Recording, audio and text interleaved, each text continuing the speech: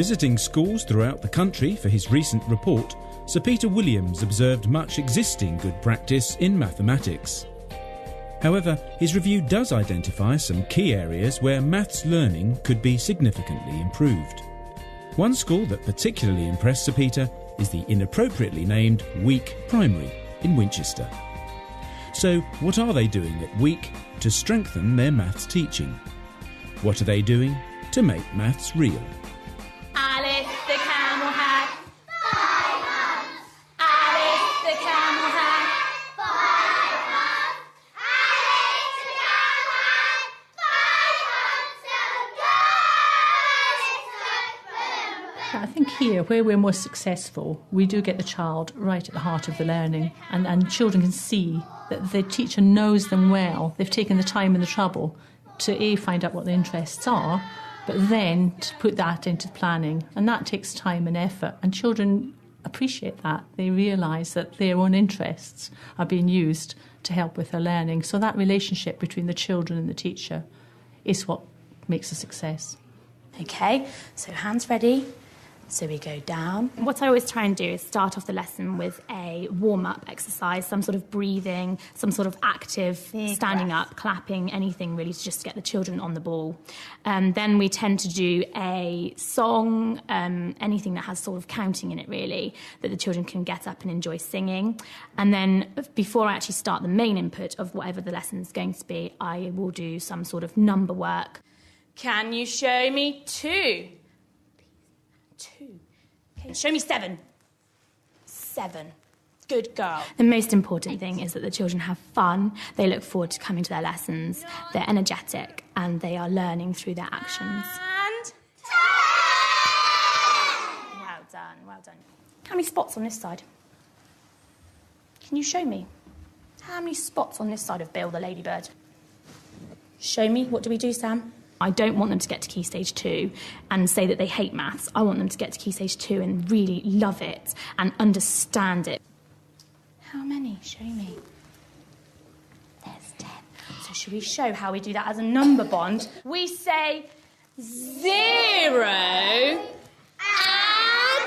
10 equals 10.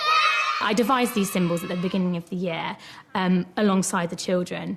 To make it the maths more personal to them so that they have ownership of their mathematical learning, and I think it's really worked quite well. What is an equal sign? Equals, Sam.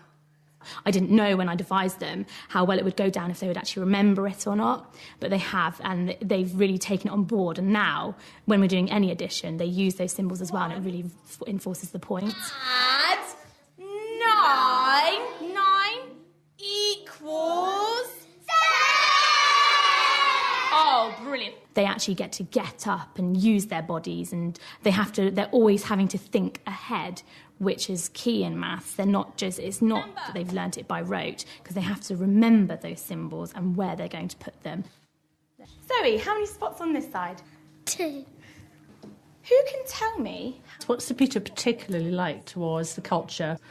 He liked the fact that fun and enjoyment and confidence underpinned what we do in maths. The teachers have to be relaxed and confident, and they have to have fun teaching the subject. Just going to wait for everyone to have the right sausages up.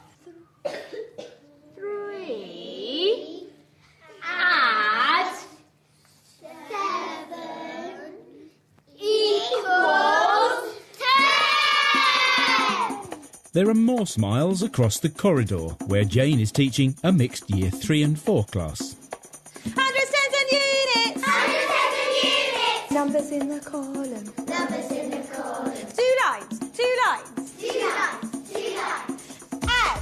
Add the right. Add the right. Add the left. Add the left. Boing tens over. Boing tens over. Boing hundreds over. Boing hundreds over. Put it under. Put it under.